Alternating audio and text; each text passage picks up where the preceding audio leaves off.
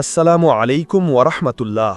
সম্মানিত দর্শক মণ্ডলী, আজ আমরা এমন একটি অত্যন্ত গুরুত্বপূর্ণ বিষয় নিয়ে আলোচনা করব যা আমাদের সবার জানা অত্যন্ত প্রয়োজন। আল্লাহর কাছে সবচেয়ে ভয়ঙ্কর শাস্তি পাওয়া মানুষ কারা? এই প্রশ্নটি আমাদের মনে প্রায় উকি দেয়। আল্লাহ সুবহানাহু ওয়া তাআলা তার বান্দাদের মধ্যে কাদের ওপর কঠোরতম শাস্তি আরোপ করবেন, এর উত্তর লুকিয়ে আছে কোরআন এবং রাসূল সাল্লাল্লাহু আলাইহি ওয়াসাল্লামের হাদিসের গভীরে। ইসলামী জীবন দর্শনে কিছু নির্দিষ্ট শ্রেণীর মানুষ রয়েছেন যাদের জন্য আল্লাহ আখিরাতে ভয়াবহ শাস্তির বিধান রেখেছেন।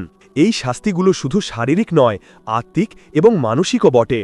আজ আমরা এমন কিছু শ্রেণীর মানুষের কথা জানব যাদের পরিণতি অত্যন্ত ভয়ঙ্কর হতে পারে। প্রথমত, যারা আল্লাহর সাথে শিরক করে। শিরক হচ্ছে আল্লাহর একনিষ্ঠ সত্তায় অন্য কাউকে অংশীদার স্থাপন করা। এটি ইসলামের সবচেয়ে বড় গুনাহ।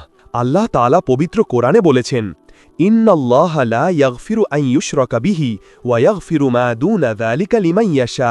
অর্থাৎ নিশ্চয় আল্লাহ তার সাথে শিরক করা ক্ষমা করেন না, এছাড়া অন্য সব গুনাহ যাকে ইচ্ছা ক্ষমা করে দেন।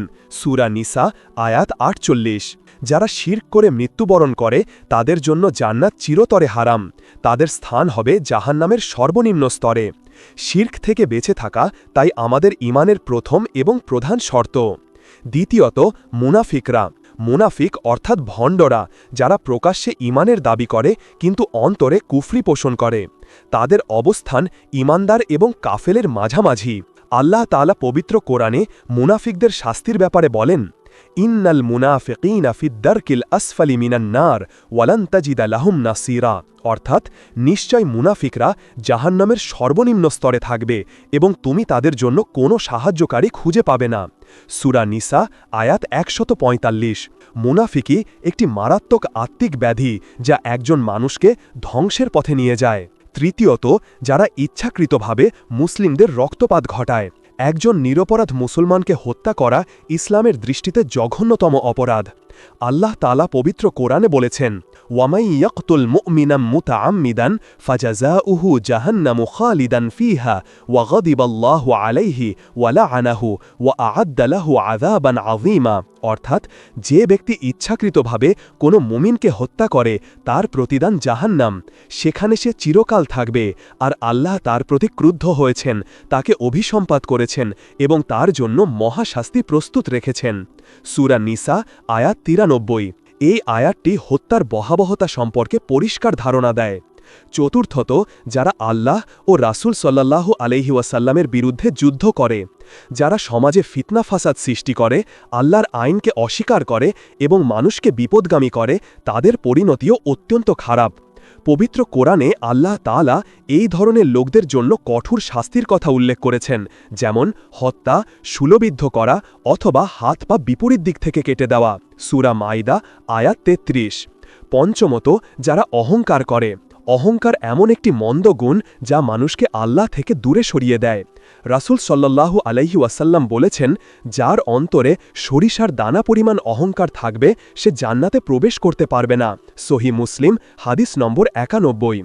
অহংকার মানুষকে সত্য গ্রহণ করতে বাধা দেয় এবং অন্য মানুষের প্রতি অবজ্ঞার জন্ম দেয়।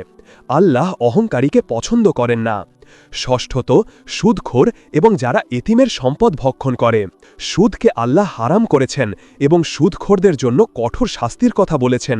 পবিত্র কোরআনে আল্লাহ তাআলা বলেছেন, ইয়া আইয়ুহাল্লাযীনা আমানু ইত্তাকুল্লাহা ওয়া যারু মা বাকিয়া মিনার রিবা ইন কুনতুম মুমিনিন। অর্থাৎ, হে ঈমানদারগণ, তোমরা আল্লাহকে ভয় করো এবং সুদের যা অবশিষ্ট আছে তা ছেড়ে দাও যদি তোমরা মুমিন হও। সূরা বাকারা আয়াত ২৭৮। একইভাবে এতিমের সম্পদ অন্যায়ভাবে ভক্ষণ করাও একটি জঘন্য অপরাধ যার শাস্তি জাহান্নাম। প্রিয় দিনী ভাই ও বোনেরা, এই আলোচনার উদ্দেশ্য হল আমাদের সতর্ক করা যেন আমরা এই সকল গুনাহ থেকে নিজেদের বাঁচিয়ে রাখতে পারি। জাহান্নামের আগুন থেকে বাঁচার জন্য এবং আল্লাহর রহমত লাভের জন্য আমাদের অবশ্যই শিরক, মুনাফিকি, হত্যা, ফিতনা ফাসাদ, অহংকার, সুদ এবং এতিমের সম্পদ ভক্ষণ থেকে দূরে থাকতে হবে। আমরা যেন একনিষ্ঠভাবে আল্লাহর ইবাদত করি এবং রাসূল সাল্লাল্লাহু আলাইহি ওয়াসাল্লামের সুন্নত অনুসরণ করে জীবন অতিবাহিত করি। আল্লাহ আমাদের সকলকে সকল প্রকার পাপ কাজ থেকে রক্ষা করুন এবং জাহান্নামের কঠিন শাস্তি থেকে মুক্তি দান করুন। আমিন। আসসালামু আলাইকুম ওয়া রাহমাতুল্লাহ।